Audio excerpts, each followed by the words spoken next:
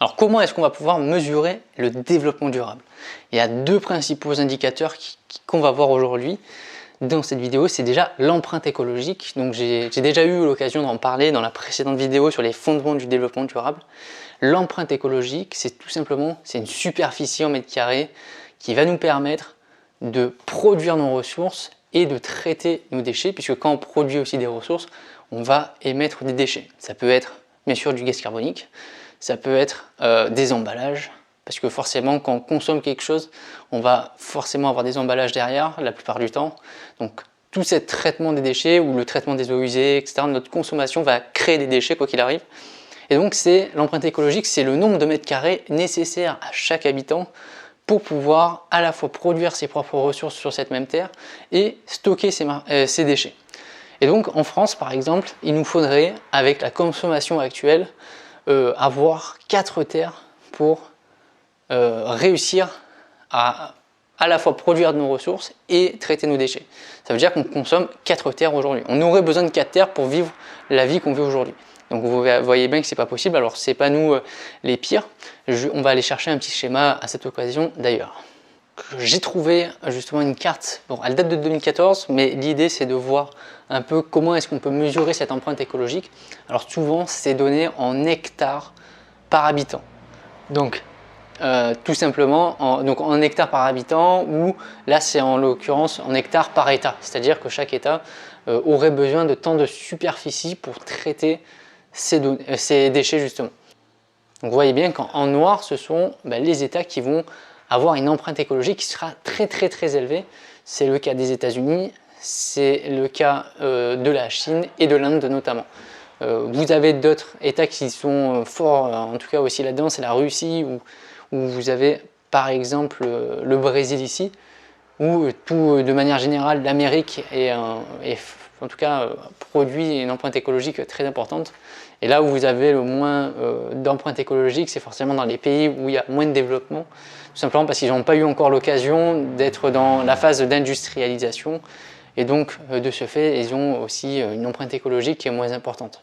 Et parce que dans certains États aussi ils ont une vision du développement durable qui est bien plus importante. Donc vous voyez qu'il y a une sacrée différence, et vous voyez bien aussi que surtout les pays qui sont très fortement développés, ils ont surtout aussi une grosse empreinte écologique. Alors là c'est pareil, on a une infographie qui est pas mal, c'est-à-dire que on a un graphique qui nous montre qu'aujourd'hui c'est le nombre de planètes qu'il nous faudrait pour vivre en fonction du pays.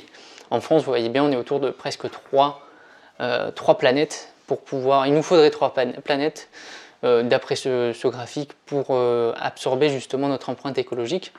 Et vous voyez bien que les champions là-dedans, et ça c'était sûr, c'est les États-Unis qui sont quasiment à 5 planètes, et l'Australie apparemment aussi, ce sont des gros pollueurs, faut croire, 4,1 planètes. Par contre, apparemment les habitants en Inde, ce sont des personnes qui seraient assez respectueuses de leur empreinte écologique, en tout cas où ils auraient suffisamment de territoire aujourd'hui par rapport au nombre d'habitants qu'ils sont et à la surface qu'ils ont. Ils auraient de quoi en tout cas vivre confortablement, puisqu'ils auraient besoin que de 0,7 planètes pour vivre.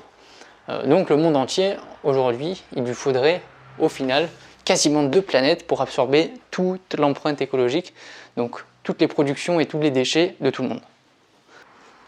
Maintenant, le deuxième indicateur à regarder, c'est aussi l'IPV. Donc c'est l'indice de progrès véritable.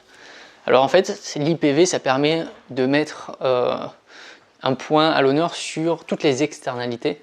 Donc je vous invite à aller voir justement la prochaine vidéo sur qu'est-ce qu'une externalité, pour avoir vraiment toute la définition exacte de l'externalité. Donc en fait, tout simplement, vous allez avoir une certaine création de richesse donc, qui est quantifiée grâce au PIB. Donc grâce au PIB, c'est la somme de la valeur ajoutée qui est produite dans une économie. Donc le problème, c'est que ça prend en compte pas mal de choses.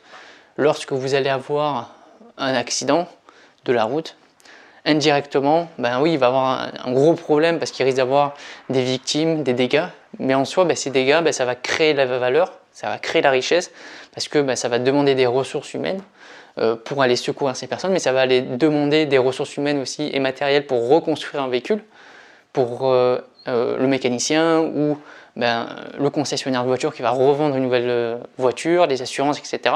Donc ça va faire fonctionner l'économie. Donc au final, toutes les externalités négatives, même lorsqu'il y a un tremblement de terre, il va falloir reconstruire, donc ça va créer de l'emploi, ça va créer des ressources.